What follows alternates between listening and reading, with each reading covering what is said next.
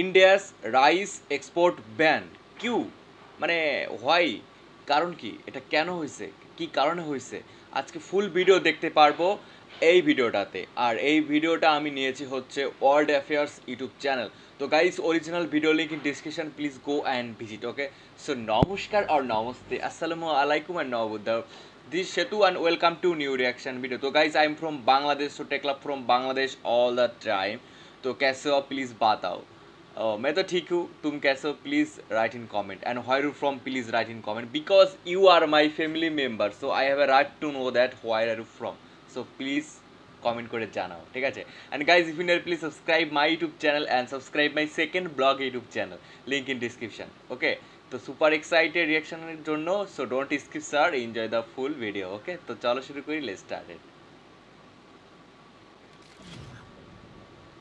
World Affairs. Hello and I welcome you all to World Affairs. मैं प्रशांत Dhawan. Now recently India का जो decision है rice exports को ban करने का, इसकी वजह से यूएस समेत कई देशों में पैनिक की स्थिति स्टार्ट हो चुकी है। लोग सुपरमार्केट में जा रहे हैं, चावल का बैग जहां भी उनको मिल रहा है परचेज कर रहे हैं और होर्डिंग कर रहे हैं। उनको पता है कि दुनिया के सबसे बड़े राइस एक्सपोर्टर ने जब चावल का एक्सपोर्ट बैन कर दिया ना, तो इसका मतलब ये है कि आने वाले समय में इंटरनेशनली चावल के प्राइसेस बढ़ने वाले हैं, चावल की कमी भी हो सकती है। तो इसलिए राइस होर्डिंग शुरू हो चुकी है यूएसए में, all together panic buying start हो चुकी है। और इस वीडियो में हम बात करेंगे कि इंडिया ने अपने राइस एक्सपोर्ट्स बैन किए क्यों है, इसका रीज़न क्या है, एल नीनो का यहाँ पर क्या इशू है, रशिया यूक्रेन का क्या इशू है, बहुत कुछ यहाँ पे आपको जानने को मिलेगा। मगर आगे बढ़ने से पहले आप लोगों के लिए एक बहुत ही इंपॉर्टेंट मैसेज। 1 घंटे के अंदर अंदर, मतलब कि आज सुबह 11 बजे अनअकैडमी का free of cost test start होने वाला है। इस टेस्ट को बस अटेम्प्ट करना है आपको। कुछ क्वेश्चंस गलत होते हैं, सही होते हैं, डज नॉट मैटर, और आपका नाम आ जाएगा लकी ड्रॉ में और आप जीत पाओगे अनअकैडमी की तरफ से गिफ्ट वाउचर्स। तो कमेंट सेक्शन में जाइए,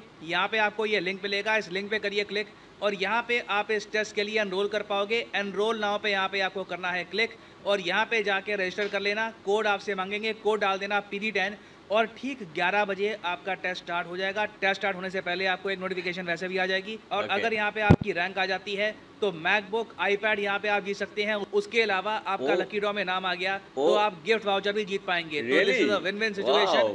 1 घंटे में टेस्ट है, attempt this test, good luck to all of you. Now आप में से कई लोगों ने ऐसे आर्टिकल देखे होंगे जहाँ पर ये लिखा है कि इंडिया ने नॉन बासमती व्हाइट राइस का जो एक्सपोर्ट है ये बैन किया है। अब ये सुन के लगता है कि अच्छा ठीक है, बैन इतना ज़रा स्ट्रिक्ट नहीं है। मैं आपको ये बता दूं, बासमती जो राइस है ना, ये जो हम एक्सपोर्ट करते हैं, ये रफली आप कह लीजिए 20-30% होते हैं जो इंडिया ने अभी बैन लगाया है। इससे टोटल इंडिया के 80% राइस एक्सपोर्ट्स इम्पैक्ट होने वाले हैं। और दुनिया में इंडिया का ये डिसीजन मैटर करेगा क्योंकि दुनिया में ना इंडिया सबसे बड़ा राइस का एक्सपोर्टर है। इंडिया के सामने कोई भी देश खड़ा नहीं होता राइस एक्सपोर्ट्स के मामले में। यहाँ पर आप देख पाओगे ये है इंडिया का शेयर राइस एक्सपोर्ट्स के मामले में, नीचे थाईलैंड है, वियतनाम है।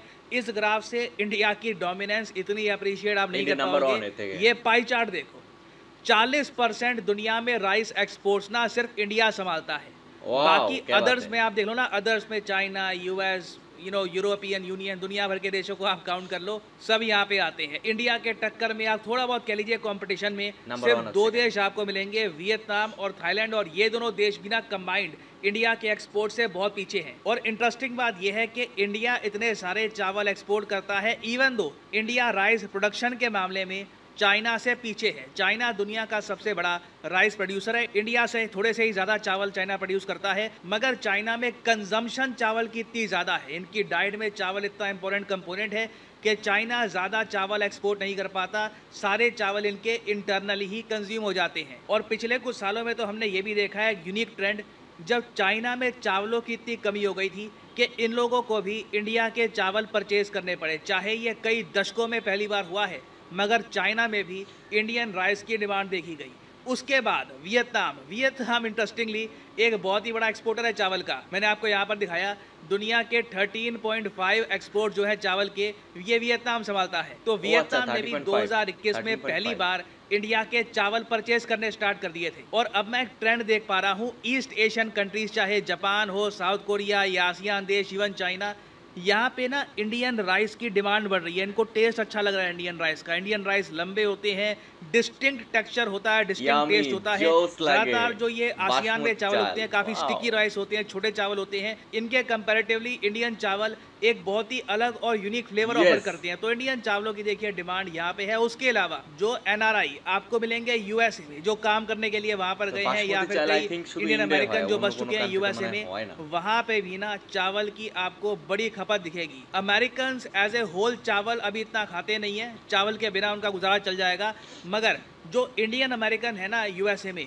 उनके लिए चावल बहुत इंपॉर्टेंट है, स्पेशली उन यस लोगों के लिए जो तेलंगाना आंध्र प्रदेश से गए हैं यूएसए में। तो जो भी इंडियन ग्रोसरी के स्टोर है ना यूएसए में, जहाँ पे चावल बेचे जाते हैं, वहाँ पे आज के समय आपको दिखेंगे ऐसे दृश्य कि एक कस्टमर को एक राइस बैग ही मिलेगा। ये ऑफ कोर्स किया जा रहा है ताकि होर्डिंग स्टार्ट ना हो जाए, एक आदमी बहुत सारे बैग्स ना ले जाए, क्योंकि कई जगह ऐसा हुआ है। और अभी देखो दुनिया भर में बहुत सारे एग्री एक्सपर्ट्स ये कह रहे हैं कि भारत के चावल के एक्सपोर्ट बैन की वजह से दुनिया भर में चावल के दाम स्काई हाई जाएंगे। ऐसे चावल के दाम हो जाएंगे जो कई दशकों से नहीं देखे गए। अब यहाँ पे आप पूछोगे इंडिया ये सब कर क्यों रहा है? देखिए हमारी सबसे बड़ी प्राथमिकता है कि भारतीयों के लिए चावल सही दाम पे अवेलेबल होने चाहिए, स्पेशली एक ऐसे साल में जब एल नीनो का खतरा मंडरा रहा है। एल नीनो के बारे में आपको थोड़ा बहुत मैं बता दूं। देखिए एल नीनो एक ऐसा फिनोमेना होता है जब साउथ अमेरिका में, ये इधर आप देख पाओगे, ये एशिया हो गया, ये हमारा प्यारा भारत है, ये यहाँ पे एक ओशन है, ठीक है, ये है प्रशांत महासागर पैसिफिक ओशन, ये यूएसए है, ये नीचे यहाँ पे हो गया साउथ अमेरिका। ना साउथ अमेरिकन कंट्रीज़ के साथ में ना जो पैसिफिक ओशन का एरिया है, वहाँ पर कुछ सालों के बाद, कभी कभी 2 साल में, कभी कभी 7 साल में, एक अनयूजुअल एक्टिविटी होती है। जो तापमान है ओशन का, ये इतना बढ़ जाता है कि इसकी वजह से weather pattern, rain pattern Asia तक इम्पैक्ट होते हैं। और एक बार यहाँ पे आप नोटिस करो, आज के समय ये 2023 का आपको मैप दिख रहा है टेम्परेचर का, आप नोटिस करो एल नीनो यहाँ पे बन चुका है। ये आपको दिख रहा है ना, ये रेड स्पॉट, मतलब कि जो तापमान है यहाँ पर ओशन का बहुत ज़्यादा है। और जगह आप देखो तो ओशन आपको रिलेटिवली ठंडा मिलेगा, यहाँ पे तापमान बहुत ज़्यादा है। इसकी वजह से Australia, China, India, Japan, ASEAN countries में जो रेन का पैटर्न है ये अटपटा हो जाएगा। ऐसा नहीं है कि बिल्कुल बारिश आएगी नहीं, मगर अजीब सा पैटर्न हो जाएगा। किसानों का इसमें काफ़ी नुकसान होता है। उसके अलावा कोस्टल एरिया में काफ़ी बार तूफान आ जाते हैं, तो जो मछुआरे हैं उनका भी काफ़ी लॉस होता है। और सबसे बड़ी प्रॉब्लम ये है कि एल नीनो की ना प्रेडिक्शन कर पाना बड़ा मुश्किल है। ये अनयूजुअली होता है, इसकी कोई साइकिल नहीं है। कुछ ऐसा नहीं है कि हर 3 साल बाद एल नीनो आएगा, 2 साल से लेकर 7 साल में कभी भी एल नीनो आ जाता है।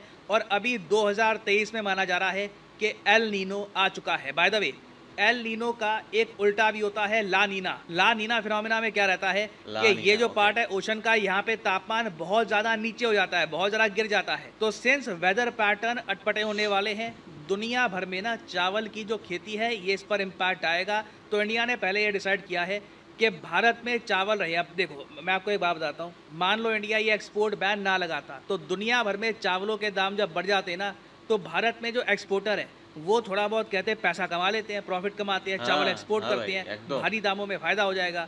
वो लोग तो पैसा कमा लेते हैं, सरकार को टैक्स भी मिल जाता है, मगर गरीब आदमी का यहाँ पे क्या होता है, गरीब आदमी को चावल बहुत ज़्यादा भारी दामों पर मिलते हैं।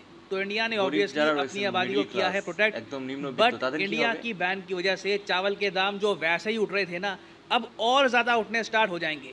और रिसेंटली वर्ल्ड फूड प्रोग्राम ने यह कहा है कि इन रीजन्स में, इन कंट्रीज़ में सबसे ज़्यादा मार पड़ने वाली है, सबसे ज़्यादा अनाज की कमी होगी। क्योंकि एक तरफ तो देखो रशिया यूक्रेन टेंशन्स की वजह से जो इनकी ब्लैक सी की डील है ये भी कैंसिल हो चुकी है। रशिया अब बॉम्बिंग कर रहा है यूक्रेनियन कार्गो को, तो यूक्रेन रशिया दोनों ही आज के समय गेहूं एक्सपोर्ट ज़्यादा नहीं कर पा रहे, और साथ में चावल के दाम भी बढ़ रहे हैं। तो इस वजह से ना पाकिस्तान, सेंट्रल अफ्रीकन रिपब्लिक एक कंट्री है, यहाँ पे आप देख पाओगे ये है सेंट्रल अफ्रीकन रिपब्लिक। उसके अलावा Ethiopia, Kenya, democratic people's republic of Congo, ये इधर यहाँ पे इथोपिया, केनिया, ये जो इलाके हैं ना, इवन सोमालिया आप कह सकते हैं, यहाँ पर खाने की कमी होने वाली है। इवन सीरिया को भी यहाँ पे काउंट किया गया, सीरिया, इराक, पाकिस्तान, इन इलाकों में वर्ल्ड फूड प्रोग्राम के हिसाब से भारी कमी होगी खाने की। और पाकिस्तान के लिए प्रॉब्लम ये होने वाली है कि अभी इनका IMF का पैकेज अप्रूव हुआ था, अब वापस खाने के लिए इनको बहुत सारा पे करना पड़ेगा। इनकी ज़िद भी है कि इंडिया से गेहूं परचेज़ नहीं करना, तो ये कंट्री बहुत ही ज़्यादा सफ़र करेगा। तो कोई बड़ी बात नहीं है कि इस वजह से पाकिस्तान का ये वाला IMF पैकेज भी फेल कर जाए, एक्चुअली मैं देख पा रहा हूँ कर ही जाएगा। पाकिस्तान की लीडरशिप को एक बहाना मिल जाएगा कि हम क्या करें, एल नीनो आ गया, चावल और गेहूं के दाम बढ़ गए थे, क्या हम खाना भी ना खाएं। तो दुनिया भर में इसका इम्पैक्ट महसूस किया जाएगा। ये इशू सिर्फ खाने तक रिलेटेड नहीं है, it will be felt around the world. Now अब देखना ये होगा कि इंडिया ने चावल के एक्सपोर्ट पे तो बैन लगा दिया है, क्या और जो कमोडिटीज़ हैं जैसे कि पल्सेस हो गई या फिर गेहूं हैं, क्या उन पर भी इंडिया बैन लगाएगा? तो इस टॉपिक से रिलेटेड अभी बहुत सी डेवलपमेंट्स होंगी, उन पर इन द फ्यूचर मैं अपडेटेड वीडियो आपके लिए लाता रहूंगा। ना फाइनली यहाँ पे मैं आपसे पूछूंगा एक क्वेश्चन। इस टॉपिक से रिलेटेड मैं एक वीडियो बना चुका हूँ, इंडियन पॉवर्टी के बारे में एक प्रॉपर वीडियो आई थी। तो आपको ये बताना है कि भारत का जो मल्टी डायमेंशनल पॉवर्टी इंडेक्स है, जिसमें बताया गया था कि भारत की पॉवर्टी पिछले 5 सालों में 10% गिर गई है, ये पॉवर्टी इंडेक्स किसने तैयार किया था? RBI, IIT दिल्ली, नीति आयोग या फिर none of the above? Comment section में करिए उत्तर। जो लोग सही आंसर करेंगे उनकी कमेंट को मैं हार्ट दे दूंगा ताकि बाकी लोग समझ पाएं कि सही आंसर क्या है। और फाइनली यहाँ पर मैं ये भी ऐड कर दूं कि आप किसी भी एग्जाम की तैयारी कर रहे हैं, चाहे SSC, UPSC, बैंक, आप परचेज कर सकते हैं अनअकैडमी के क्वालिटी कोर्सेज। तो कमेंट सेक्शन में जाइए। তো গাইস এই ছিল আজকের ভিডিওটা। তো কেমন লাগলো অবশ্যই কমেন্ট করে জানাও। জাস্ট কেমন লাগার বিষয় আর কি। দেখো বাসমতি রাইস যেটা সেটা হচ্ছে বিখ্যাত, ঠিক আছে, টেস্টটা জোস। আমি যেটুকু জানি, আমার মনে হয় শুধুমাত্র একমাত্র এমন একটা কান্ট্রি ইন্ডিয়ায় শুধু বাসমতি চালের চাষ হয় মনে হয়, ঠিক আছে। তো আমার বাংলাদেশে তো মনে হয় না। তো এটা খুব ইয়ামি, আমি একবার খাইছিলাম, তো খুব সুন্দর লাগে।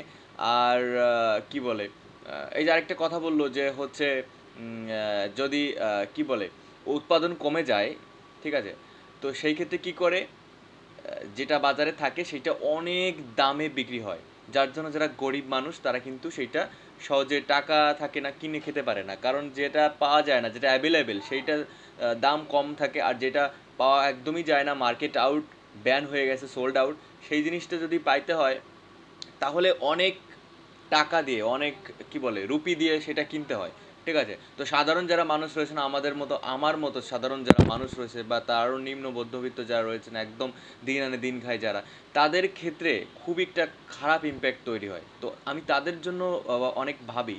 দেখো তাদের কিন্তু অনেক কষ্ট হয়। ভাত ভাই, বাংলাদেশ বলো ইন্ডিয়া বলো, আমরা মাছে ভাতে বাঙালি, ঠিক আছে। তো রাইস যদি এরকমভাবে হয়ে যায়, তো বুঝতেই পারতেছো কি বলতেছি। তো গাইস তোমার অভিমতকে অবশ্যই কমেন্ট করে জানাও, আর নতুন হলে প্লিজ চ্যানেলটা সাবস্ক্রাইব করো, আর স্যারের চ্যানেলটা মানে ওয়ার্ল্ড অ্যাফেয়ার্স ইউটিউব চ্যানেল তোমরা যাও, ভিজিট করো। আর যদি মনে হয় যে ভাইকে একটু সাপোর্ট করা দরকার, তাহলে আমার সেকেন্ড ব্লগে যাও, একটু কমেন্ট করো, আর জয় শ্রীকৃষ্ণ জয় শ্রীরাম বলে কমেন্ট করে জানাও, আর তোমার নাম আমি পরবর্তী ভিডিওতে মেনশন করবো শিওর।